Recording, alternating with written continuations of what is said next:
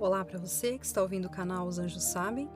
Hoje a reflexão da palavra está no primeiro livro de Reis, capítulo 19, versículo do 9 até o 13. Elias entrou na gruta da montanha e aí passou a noite.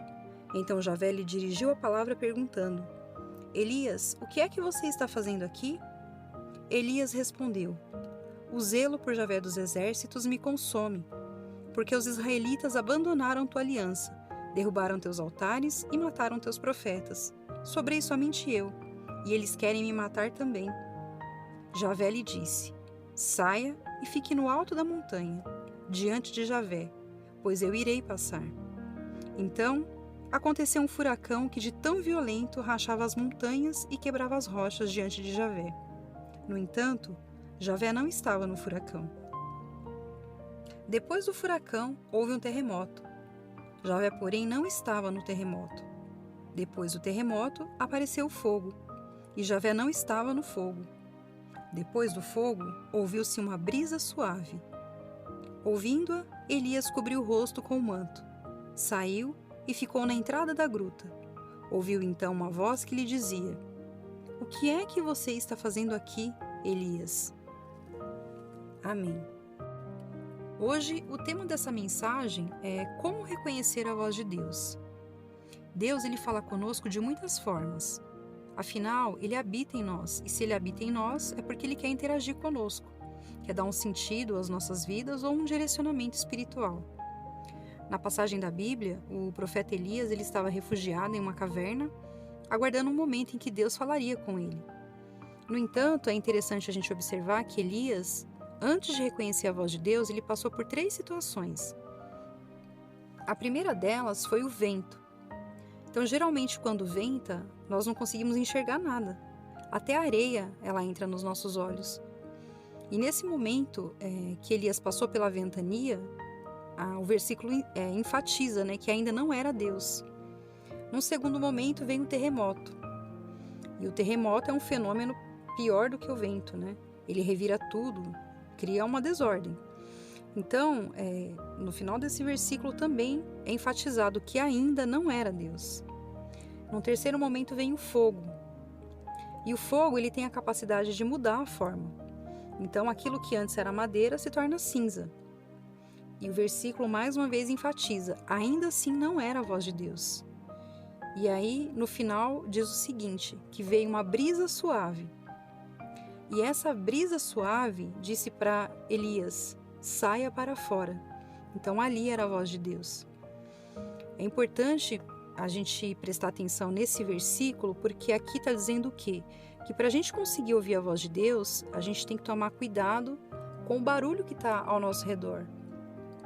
Então muitas vezes tem muita coisa no externo que está dificultando a gente ouvir essa voz. Mas na maioria das vezes o problema está dentro da gente. Então essa confusão, ela está dentro do nosso coração mesmo. Então, acho que a primeira coisa é a gente tentar buscar a paz interior, silenciar todos os barulhos, externos e internos. E aí eu separei aqui 5 formas da gente ouvir melhor a voz de Deus com base nas minhas experiências pessoais. Então a primeira delas é através do silêncio. E a palavra diz, O Senhor, porém, está em seu santo templo e diante dele fica em silêncio toda a terra. Está em Abacuque, capítulo 2, versículo 20. Então nós vivemos dias de muito barulho, de muita confusão. Tem muitas vozes falando ao nosso redor.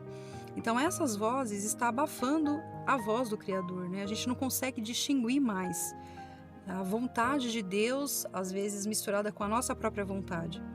A segunda forma é através da palavra de Deus. Na carta de Paulo aos Hebreus, ele diz assim, que a palavra de Deus ela é viva e eficaz. Ela é mais cortante do que qualquer espada. Ela penetra ao ponto de dividir alma e espírito. Então, é importante a gente estar em sintonia com a vontade de Deus, com essa leitura frequente da Bíblia.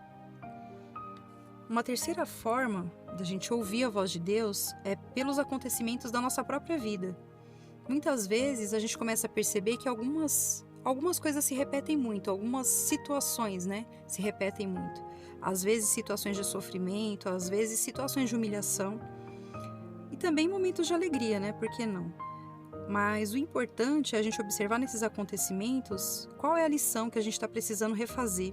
Geralmente, quando uma coisa vem muitas vezes para a gente, uma experiência ela se repete muitas vezes, uma mesma situação se repete, é porque ali tem uma mensagem de Deus nela.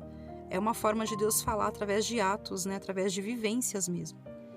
Então é importante a gente sempre se questionar qual é a finalidade do que a gente está vivendo, né? Qual que é a finalidade disso?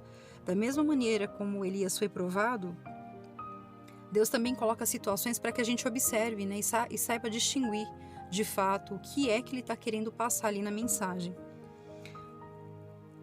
Um outro item, uma outra forma da gente ouvir a voz de Deus é através da oração. Porque quando a gente está em oração, a gente estabelece a principal fonte de comunicação com o Criador.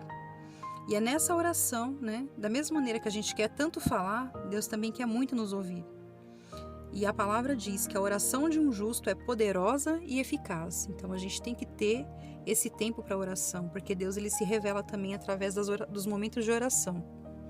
E o último item é através da natureza. O reconhecimento, né, dessa beleza que é a criação aproxima muita gente do Criador. E ele realmente fala com a gente através das paisagens, né, das flores, dos animais. E é importante a gente prestar atenção nos detalhes, porque se você estiver fazendo alguma pergunta para Deus, né, pode ser que Ele te traga essa resposta através desses sinais da natureza. E aí fica uma dúvida, né? Como será que é a voz de Deus? Será que é uma voz soberana? Será que é uma voz calma? Será que é uma voz assim descontraída, né? Não sei. Às vezes me ocorre isso. Como seria a voz de Deus? Mas o próprio versículo encerra dizendo que a voz de Deus, ela se apresentou, ela se revelou como uma brisa suave. Então, mais importante do que pensar no tom de voz que Deus tem, é entender o sentimento que isso traz, que é um sentimento de paz, né? Um sentimento de confiança, de esperança. E o principal, né? É uma voz que ela não gera confusão. Então, quando a gente estiver na presença de Deus, né, e a gente estiver ali pedindo para que Ele dê uma resposta de uma oração ou dê uma resposta de alguma situação específica, a gente vai saber reconhecer que é a voz de Deus e não a nossa quando esse sentimento for gerado, né, esse sentimento de paz.